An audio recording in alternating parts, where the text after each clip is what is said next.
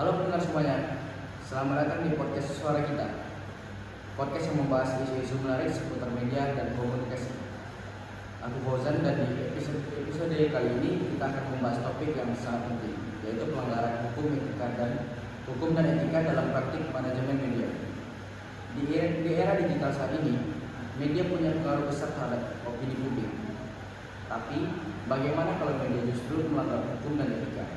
Nah, untuk membahas hal tersebut, saya sudah bersama narasumber kita hari ini, Kak Bagus. Halo Kak Bagus. Halo. Terima kasih sudah meluangkan waktu untuk hadir di podcast ini. Terima kasih banyak. Nah, sebagai pembuka, sebenarnya apa yang dimaksud dengan pelanggaran hukum dan etika dalam manajemen media menurut Kak Bagus? Menurut saya itu pelanggaran hukum dan etika dalam manajemen media terjadi ketika pengelola media tidak mengikuti aturan hukum. Misalnya kayak penyebaran berita hoax, pelanggaran privasi, begitu. Oke, berarti tidak hanya soal isi berita nih, tapi juga bagaimana media itu dikelola ya. Betul sekali. Manajemen media mencakup kebijakan redaksi, kepemilikan, hingga keputusan bisnis yang bisa mempengaruhi independensi media.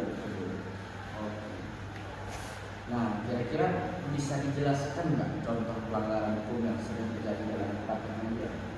Bisa, ada beberapa contoh yang sering terjadi antara pencemaran nama baik, kayak penyebaran hoax, pelanggaran hak cipta, serta pelanggaran privasi narasumber. Hal-hal ini jelas melanggar undang-undang dan bisa berdampak hukum bagi pelakunya.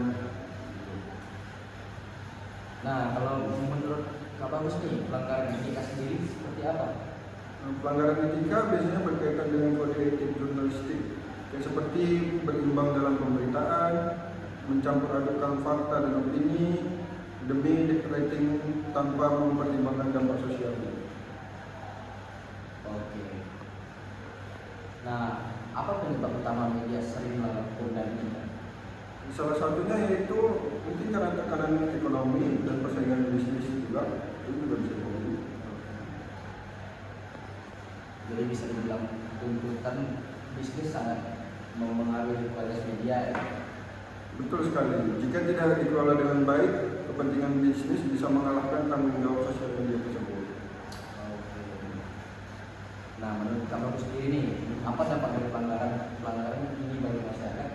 Dampaknya itu cukup serius, mulai dari menyesatkan opini publik, menurunkan kepercayaan masyarakat terhadap media. Media itu seharusnya menjadi sumber informasi yang terpercaya, dan sebaliknya. Ya, berarti peran media sangat krusial dalam menjaga stabilitas sosial ya. Betul sekali. Nah, sebagai penutup nih, apa yang bisa dilakukan agar pelanggaran hukum dan etika dalam manajemen media bisa diminimalkan? Sepertinya media perlu memperkuat komitmen terhadap kode etik jurnalistik sih, yang meningkatkan literasi hukum bagi pekerja media serta memperkuat pengawasan internal. Nah, selain itu masyarakat juga harus lebih kritis dalam mengkonsumsi media ataupun berita.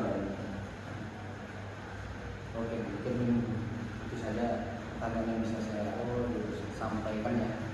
Pesan yang sangat penting nih menurut aku. Media yang sehat membutuhkan manajemen yang bertanggung jawab dan audiens yang cerdas. Oke, terima kasih banyak Kak Bagus atas penjelasan dan insight yang sangat bermanfaat hari ini. Terima kasih kepada. Dan terima kasih juga untuk kalian semua yang sudah mendengarkan podcast Suara Kita. Jangan lupa untuk terus kritis terhadap informasi yang kita konsumsi. Aku Fauzan, sampai jumpa di episode berikutnya. Sampai jumpa dan tetap cerdas bermedia.